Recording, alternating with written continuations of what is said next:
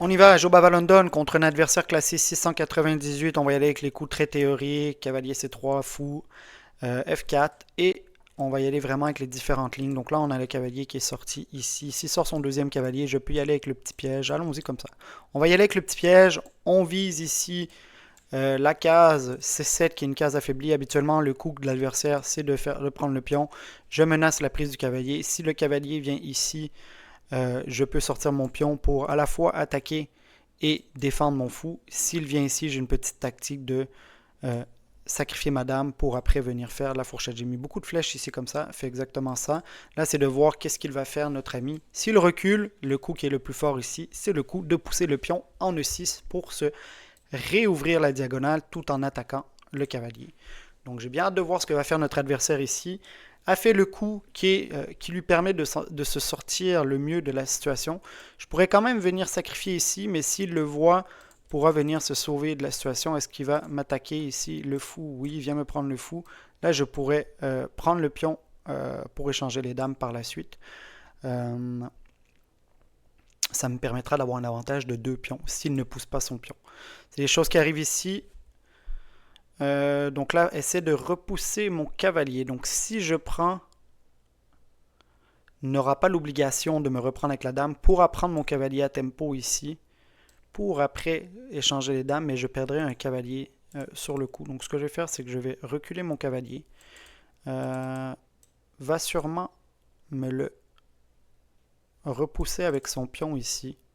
Donc si je vais ici, je devrais par la suite venir en E4 ou alors c'est ce que je vais faire. Je vais faire ça et j'irai en E4 par la suite, c'est pas bien grave.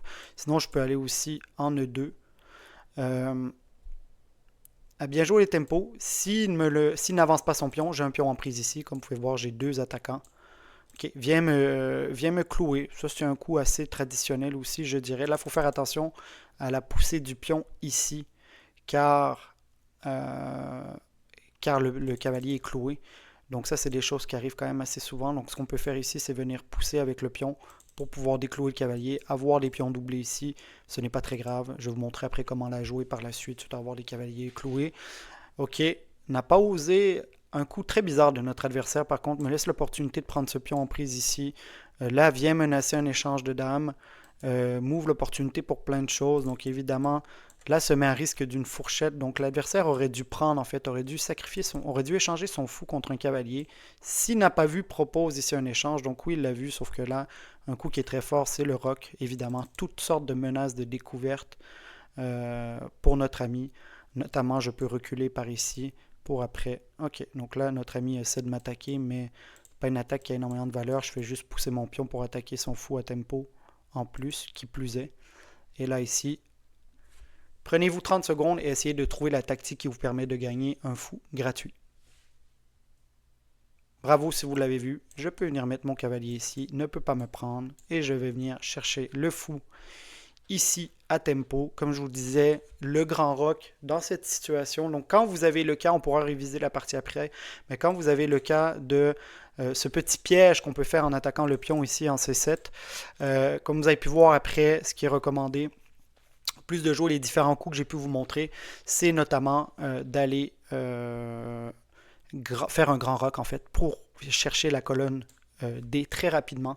Et voilà, on a un adversaire en fait qui vient, vous voyez, comme vous pouvez voir, un adversaire classe à peu près 700 qui vient d'abandonner après quelques coups, après 10 coups en fait, tout simplement, grâce à cette petite tactique là de découverte et la prise de différents pions.